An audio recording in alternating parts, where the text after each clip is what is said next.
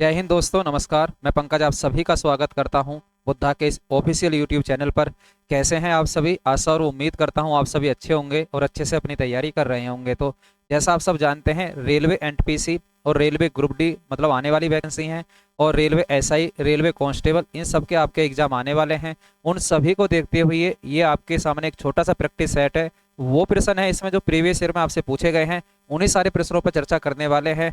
तो पहला प्रश्न देखते हैं। पहला प्रश्न आपसे कहाँ पूछा गया है और कैसे आपसे बच्चे पूछा गया है। कह रहा है, प्रश्न, सिंधु घाटी सभ्यता के समय में शिल्प निर्माण के लिए सीप कहाँ से प्राप्त किए जाते थे? मतलब सीप होते हैं, शिल्प निर्माण जिनसे होता है वो सीप कहाँ से प्राप्त किए जाते हैं। प्रश्न है आरआरबी एनटीपी 16/6/2022 में आपसे पूछा है। ठीक है, तो इसका जवाब क्या होगा आप बताओगे? इसका जवाब होगा नागेश्वर। कहाँ स्थित है नागेश्वर? आपको कहना है गुजरात में स्थित है। बस मैं आपको यहाँ रिवाइज कराने वाला हूँ, क्योंकि मैंने ये ऐसे प्रश्न हैं जो आपको पीछे प्रैक्टिस सेटों में करा दिए हैं, उनका मैं आपको बस रिवाइज करा दूं कि हाँ आपको कैसे जल्दी से इन प्रश्नों को याद रखना है।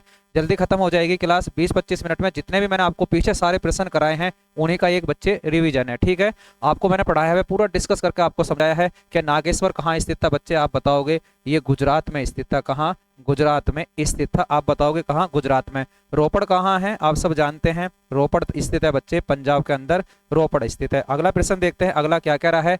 धौलावीरा एक पुरातात्विक स्थान किस समय अवधि से जुड़ा हुआ है? आपको यह बताना है। तो आप सब जानते हैं ये जुड़ा हुआ है किससे? सिंधु घाटी सभ्यता से। मतलब हमारे भारत की सबसे प्राचीन सभ्यता कौन सी है? वो है सिंधु घाटी सभ्यता। इसका समय क्या है? आप सब जानते हैं ये 2500 ईसा पूर्व से कब तक चली? आप बताओगे? ये चली है 1750 ईसा पूर्व तक। कब तक चली है? 1750 ईसा पूर्व तक सिंधु घाटी सभ्यता सिंधु के आसपास बसी हुई पनपी हुई सभ्यता थी।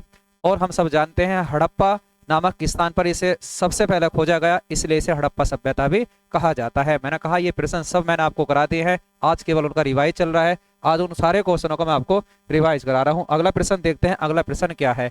मोहनजोदड़ो में पाया गया विशाल स्नानघर कैसी आकृति में था? वृत्ताकार था, बेलनाकार था, त्रिभुजाकार था या आयताकार था?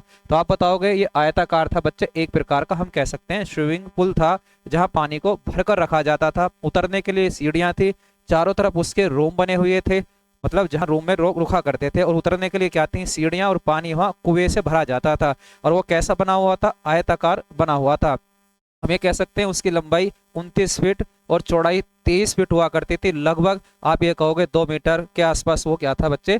गहरा था। लगभग दो तो नहीं कहेंगे आप, 8 फीट के आसपास गहरा था। हाँ, 8 फीट के आसपास वो क्या था बच्चे? गहरा था। आगे देखते हैं, वर्ष 1920-21 के आसपास किस नदी के किनारे खुदाई के दौरान हड़प्पा शहर मिला था? नाम है हड़प्पा। जैसे शहर अलग अलग है, धौलावीरा अलग है, हड़प्पा अलग है, लोथा अलग है, मोहनजोदड़ो अलग है। तो ये पूछ रहा है क्या आपको बताना है हड़प्पा शहर किस नदी के किनारे मिला था? तो आप सब जानते हैं ये रावी नदी के किनारे मिला था। किसके किनारे? रावी नदी के किनारे। सबसे पहले इसी की खोज हुई, इसलिए इसे हड़प्पा सभ्यता कहा जाता है। यहाँ के लोग लोहे से परिचित नहीं थे, कांसे से परिचित थे, इसलिए इसे कांस्य युगन सभ्यता कहा जाता है। यहाँ के लोग पढ़ना भी जानते थे, लिखना भी जानते थे, लेकिन उसको आज तक हम नहीं पढ़ पाए, इसलिए इसे हम आदि ऐतिहासिक काल में, प्रोटो हिस्टोरिक पीरियड में रखते हैं। आदि ऐतिहासिक काल में इसको रखा जाता है। रावी नदी के किनारे बसी हुई क्या था बच्चे? स्थित शहर था जिसका नाम है हड़प्पा। सबसे पहले इसी की खोज होती है। आप सब जानते हैं 1921 में दयाराम साहनी के द्वारा खोज करी गई, इसलिए इसका नाम क्या रख दिया गया? हड़प्पा सभ्यता रख दिया गया। अगला प्रश्न देखते हैं। अगला प्रश्न क्या कह रहा है। सिंधु घाटी सभ्यता के किस शहर का शाब्दिक अर्थ मृतकों का टीला है? बच्चे मोहनजोदड़ो का अर्थ ही क्या है? आप सब जानते हैं मृतकों का टीला है। और मोहनजोदड़ो सिंधु नदी के किनारे स्थित, आज पंजाब में आपको देखने के, सॉरी कहाँ देखने के लिए मिलेगा? आप ये कहोगे ये सिंध प्रांत में, और आपको देखने के लिए मिलेगा कहाँ? पाकिस्तान के अंदर। हम बात कर रहे हैं मोहनजोदड़ो का मतलब होता है मृतकों का टीला। बच्चे मोहनजोदड़ो का मतलब होता है मृतकों का टीला। मोहनजोदड़ो कहाँ स्थित है? तो मैंने अभी बताया था ये सिंध प्रांत में है बच्चे। कहाँ? सिंध प्रांत। अब बताओगे पाकिस्तान में स्थित है क्या? मोहनजोदड़ो और सिंधु नदी के किनारे स्थित है। ये सब मैंने आपको बताए हैं। देखो जरा, हड़प्पा सभ्यता का कौन सा शहर विशिष्ट रूप से मन के बनाना, सीप काटना, धातु की वस्तुएं बनाना, मोहर बनाना और तराजू का निर्माण करना आदि कार्यों सहित शिल्प उत्पादन के लिए समर्पित था? वो कौन सा शहर होगा? वो हड़प्पा सभ्यता का कौन सा नगर होगा? मोहनजोदाड़ो, नागेश्वर, हड़प्पा या चनोदड़ो? तो आप बताओगे अगर आपसे पूछा जाए कि हड़प्पा सभ्यता का ऐसा कौन सा शहर था, ऐसा कौन सा शहर था जिसे औद्योगिक नगर कहा गया है? आप कहोगे चनहुदड़ो था। और किस नदी के किनारे स्थित था? आपको कहना है ये सिंधु नदी के किनारे स्थित था। जैसे आप सबने देखा कि मोहनजोदाड़ो भी किस नदी के किनारे है? सिंधु नदी के किनारे।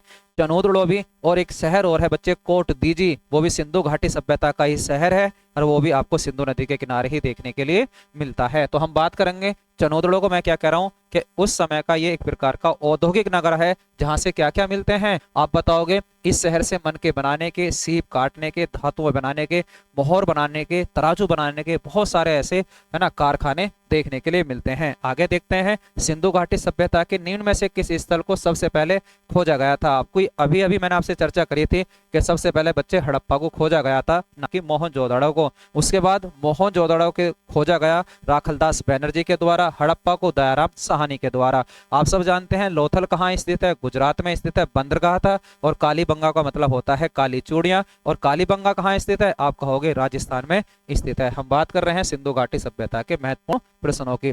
पत्थर की बनी नृत्य करती हुई पुरुष की मूर्ति नटराज किस स्थान से प्राप्त हुई है? ये आपको बताना है। देखो जरा ध्यान से, ये कांस्य की मूर्ति की बात नहीं कर रहा बच्चे, ये कह रहा है कि पत्थर की बनी हुई नटराज की मूर्ति कहां से प्राप्त हुई है। तब आप इसका जवाब दोगे बच्चे हड़प्पा। इसका जब क्या जवाब दोगे आप? हड़प्पा जवाब दोगे। ठीक है, आप देखोगे मोहनजोदड़ो से नर्तकी की मूर्ति मिली है, लेकिन वो कांसे की मूर्ति है।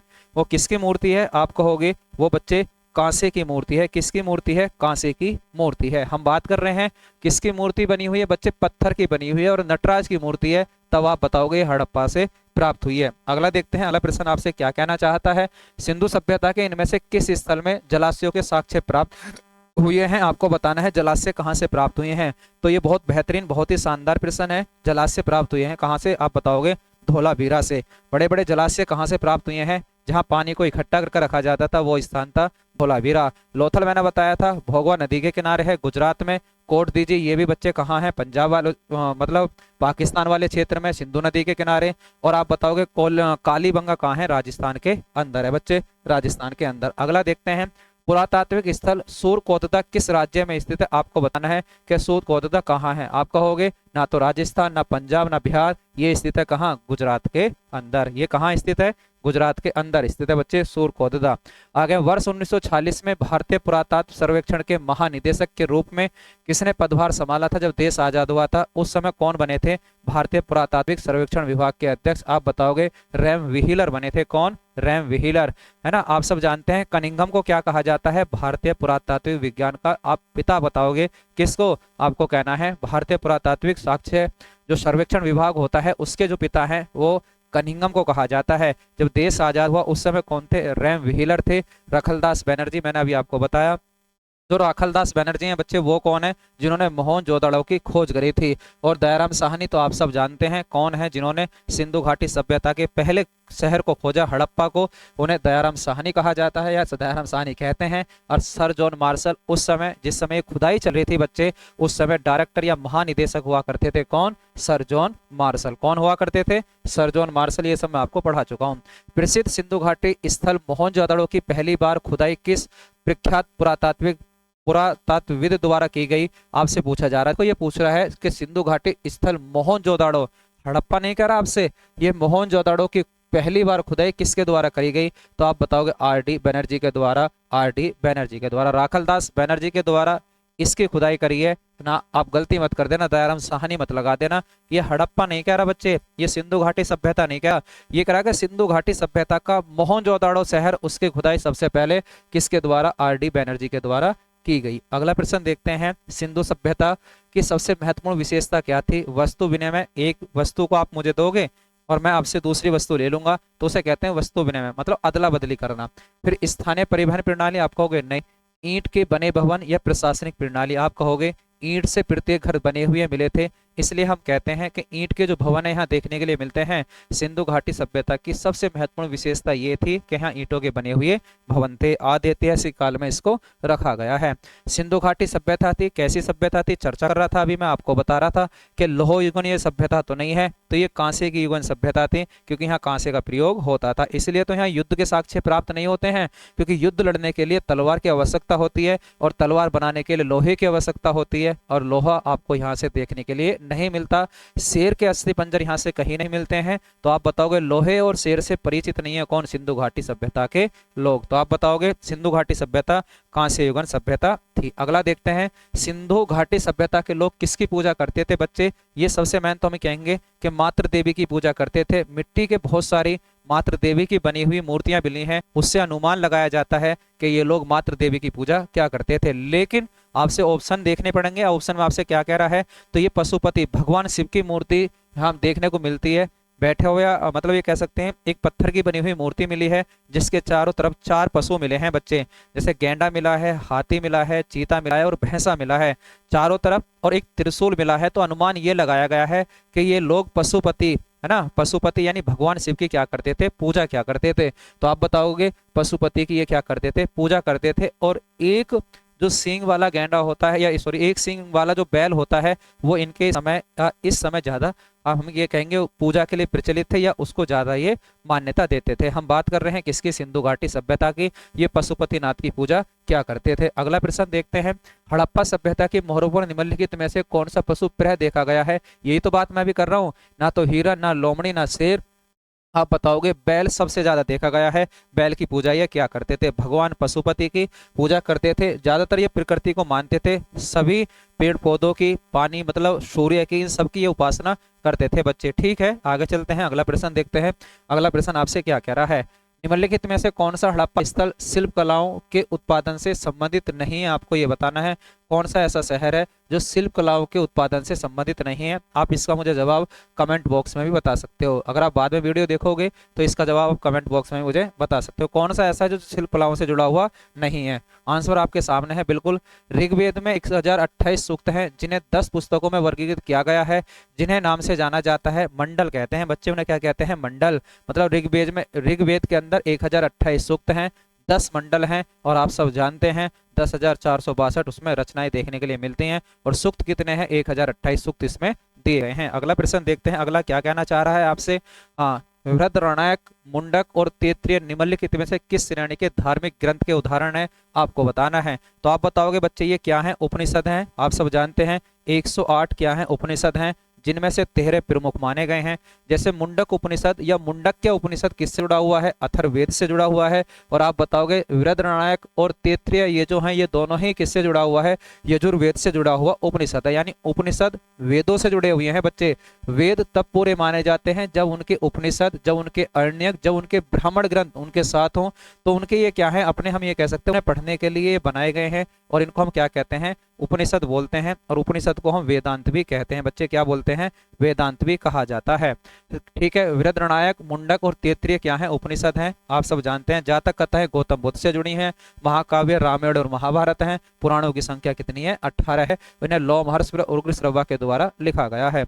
अगला प्रश्न देखते हैं, अगला क्या है? हिंदू धर्म में देव को पौधों के स्वामी, रोगों के उपचारक और धन के दाता माना गया है। तो भगवान सोम है, जिन्हें किसका? पशुपति, जिन्हें हम कह सकते हैं जो पेड़ पौधे होते हैं, वनस्पति होते हैं, उनका देवता माना जाता है। किसको? आप बताओ। सोम को माना जाता है। ठीक है, देखो जरा अगला प्रश्न क्या है? अगला प्रश्न आपकी आंखों के सामने ये रहा। इनमें से कौन सी हिंदू धर्म की प्रमुख दार्शनिक विचारधारा है? आप बताओगे सन्यास कोई विचारधारा नहीं होती बच्चे। सन्यास मतलब जब आप किसी चीज से सन्यास ले लेते हो, जब किसी चीज से आप सन्यास ले लेते हो।